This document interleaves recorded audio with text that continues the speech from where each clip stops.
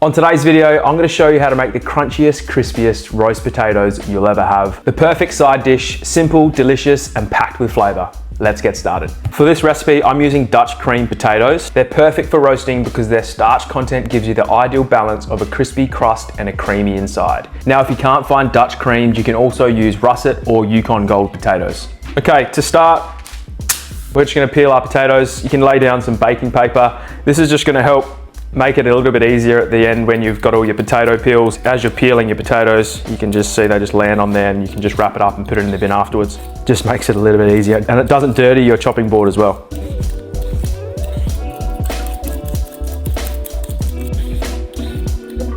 Now, quick tip, I always like to make sure that I've got a few of these peelers in my cupboard just so I've got them on hand. Now, this specific type of peeler is called a Y peeler. As you can see, it's kind of shaped in a Y. It just sits a little bit more ergonomically in the hands, and especially if you're peeling for long periods of time, you don't get that hand fatigue. So yeah, just make sure you get yourself a good quality Y peeler. Okay, so I've just finished peeling my potatoes, and as you can see here, this is why we put the paper down.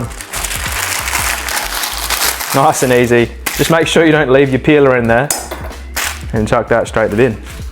Okay, so now they're peeled, I'm just gonna quickly rinse them with water.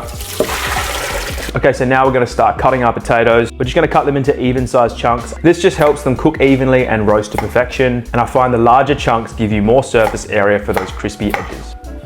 Okay, so next step, we're gonna start parboiling our potatoes. Now I've got a pot of water here. I haven't heated it up, I've just poured that water straight in. And then we're just gonna carefully place our potatoes into the water. Okay, next we're gonna go in with our salt.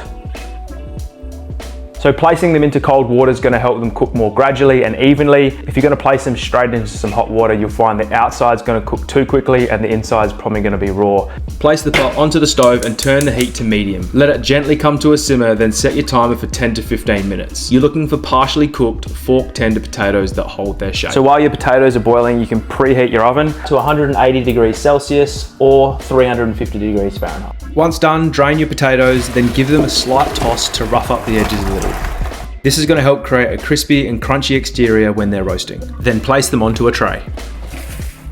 Okay, so we're going to let those sit for about 10 minutes. We're just going to let them steam dry, evaporate all that water off of those potatoes, and then we'll get our tallow into a tray and into the oven. Grab yourself a deep stainless steel roasting tray. This is my go-to for roasting potatoes because it evenly distributes and retains heat well. And it's also got plenty of space to toss your potatoes without spilling any oil. So for this recipe, I'm using beef tallow. Beef tallow is just rendered beef fat. I've been using it in cooking for ages, and what makes it special is how well it handles high heat, which is perfect for roasting potatoes. It also adds a subtle savory flavor to the potatoes without overpowering them. So here I'm placing my tallow into the tray, then into the oven to heat for 10 minutes.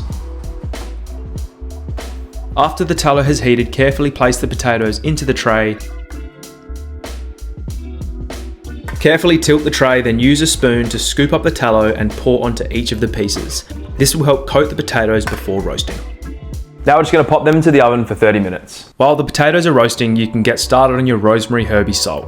You'll need a few sage leaves, about 2 to 3 sprigs worth of fresh rosemary, and a few sprigs of thyme. To strip the rosemary leaves, simply run your fingers along the stem from top to bottom and the leaves will easily come off. Do the same with the thyme.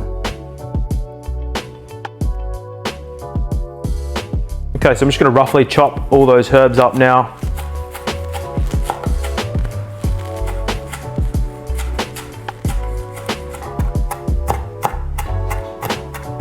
Okay, so from there, I'm just going to place it into my spice grinder. If you don't have a spice grinder, you can just use a blender. So from there, we're just going to add in our flaky salt. Blend for about a minute or until the salt and herbs are fully combined and evenly mixed.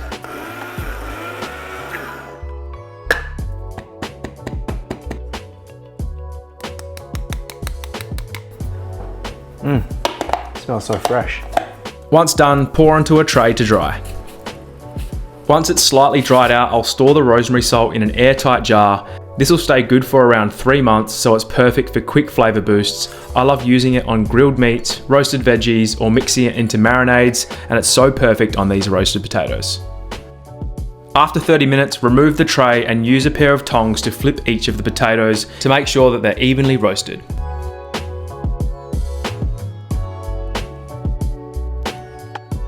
Once you've done that, return the tray back into the oven for another 25 minutes. So after the second round of roasting, remove the tray and add 3 cloves of peeled garlic cloves.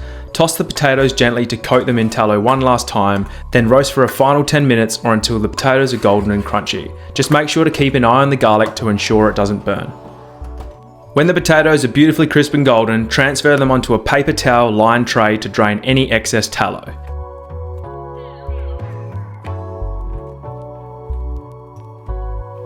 Place your potatoes into a large mixing bowl along with 1 teaspoon of your rosemary salt. Give them a good toss to coat each piece, and that's it. The secret to golden crispy roasted potatoes. These are perfect as a side dish or even on their own.